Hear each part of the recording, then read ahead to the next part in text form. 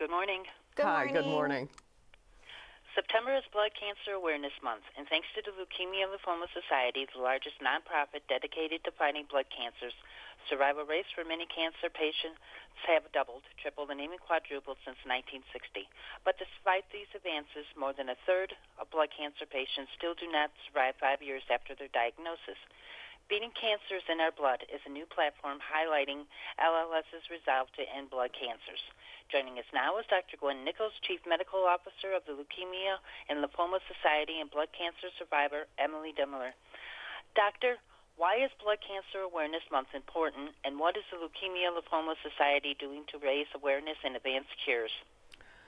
So the Leukemia and Lymphoma Society believes that blood cancer awareness is very important because blood cancers, and that includes leukemia, lymphoma, myeloma, are the third leading cause of cancer deaths in the United States.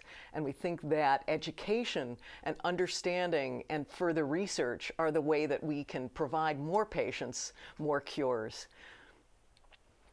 Doctor, what are some of the new research breakthroughs in blood cancer treatment, and how are these treatments saving patients' lives with other cancers? Well, we at the Leukemia and Lymphoma Society have provided about $2.1 billion worth of research since our inception in 1949.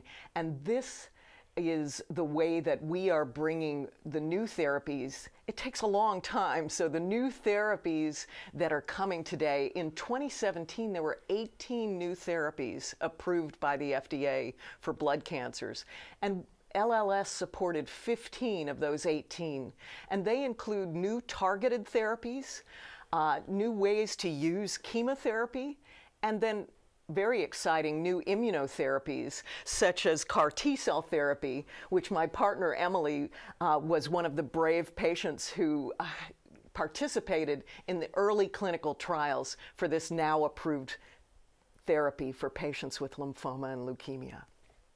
Thank you. Emily, tell us about your journey as a blood cancer survivor and how you got involved with the LLS. So in 2013, when I was just 32 years old, I was diagnosed with non-Hodgkin's lymphoma. And I went through the chemotherapy for that, and unfortunately did not achieve a remission that lasted. I went on to do a stem cell transplant when I was very, very sick doing that, and I found out that too was an unsuccessful treatment for me. So at that point, I was given 6 months to live, and this was devastating news. At the time, my doctor told me really he thought the best chance at a cure, and probably the only chance at a cure for me, was this brand new therapy called CAR T-cell therapy.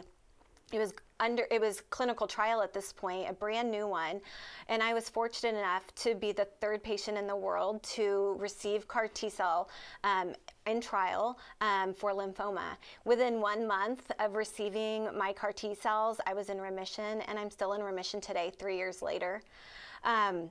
So how did I get involved with LLS? I found out that LLS was responsible for 90% of the initial funding of this clinical trial. And had LLS not funded this research, it's believed by researchers that this never would have gotten off the ground. And so when I found that out, it was just a no-brainer to get involved. And it has become my mission to fundraise and just be a part of this organization that did so much for me to be here today.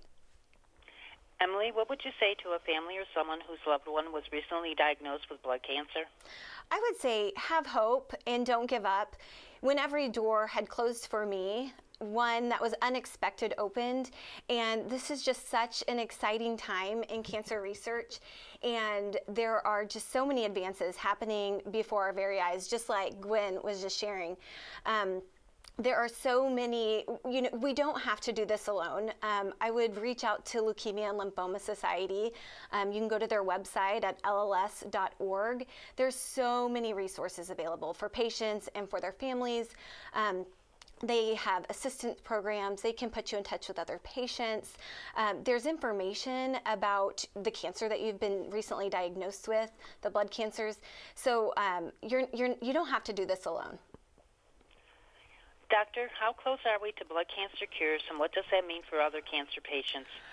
Well, the reason we say that beating cancer is in our blood is that blood is easy to take from a patient, much easier than taking a piece of a tumor.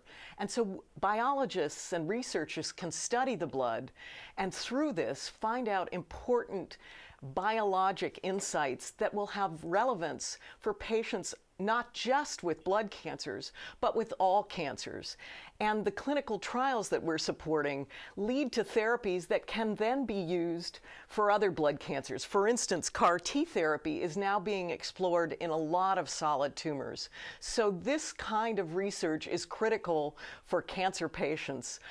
And we believe it's an incredibly exciting time because we now have multiple different arms to be able to cure some of our patients and to provide quality remissions and good quality of life for patients where we don't yet have the cures.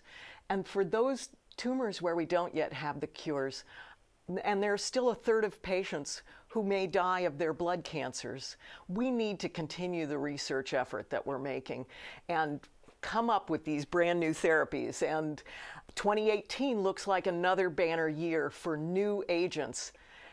Also important to participate in clinical trials. I think we need in this country to change the conversation about clinical trials.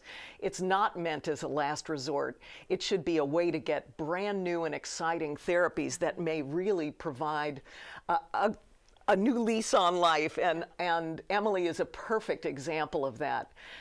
I'd really like patients and caregivers to also know that we have a free 800 number where you can speak to an information specialist with any of your questions or concerns. And that's 800-955-4572. Doctor, where can those affected by blood cancer turn to for support?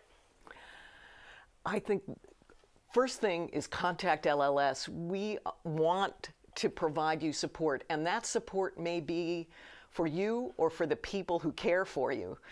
And that can come in the form of talking to someone, to finding some support services locally.